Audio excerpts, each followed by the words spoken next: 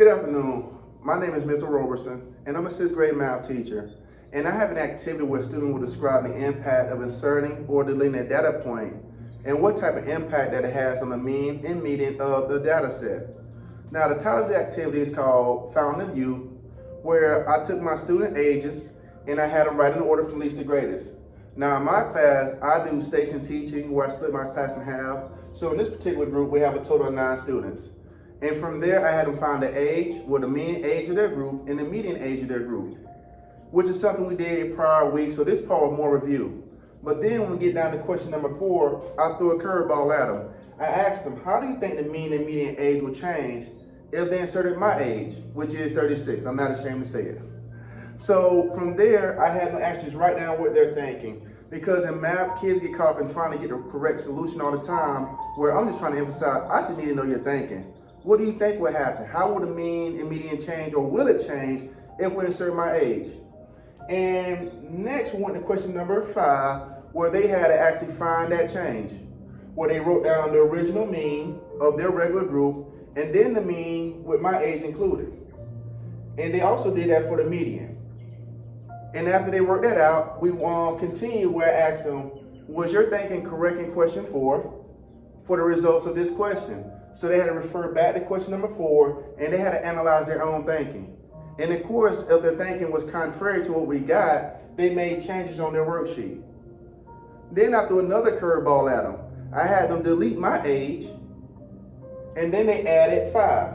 And I asked them, all right, what do you think is going to happen now if we add a number that's smaller than our original mean? Do you think our mean will increase, decrease, or stay the same? With our median, will it increase, decrease, or stay the same? And from there, they worked it out, and they noticed that, well, our mean actually went down, but in this case, our median stayed the same. Then we started talking about outliers. And I had them outline, all right, looking at both 5 and 6, is there any number that appears to be kind of away from the data, like it does not fit?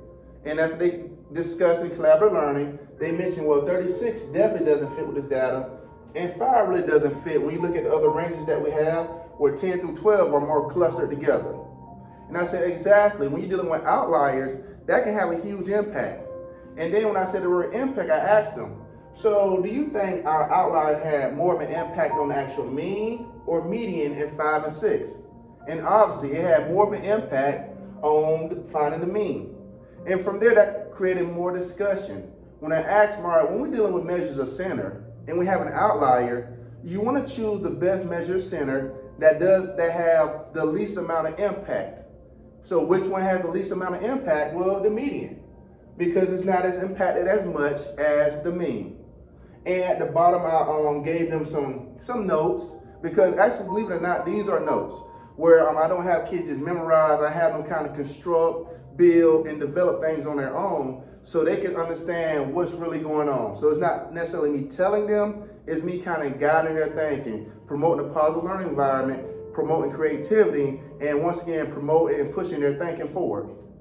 So once again, if you like this activity, please just send me your email. Once again, this is not perfect, it's not, but it's a template. So if you can kind of reword the questions, make it more stronger or beneficial to you and your school buildings, please do so. So I hope you have a great rest of your day, and I look forward to sharing more content with y'all.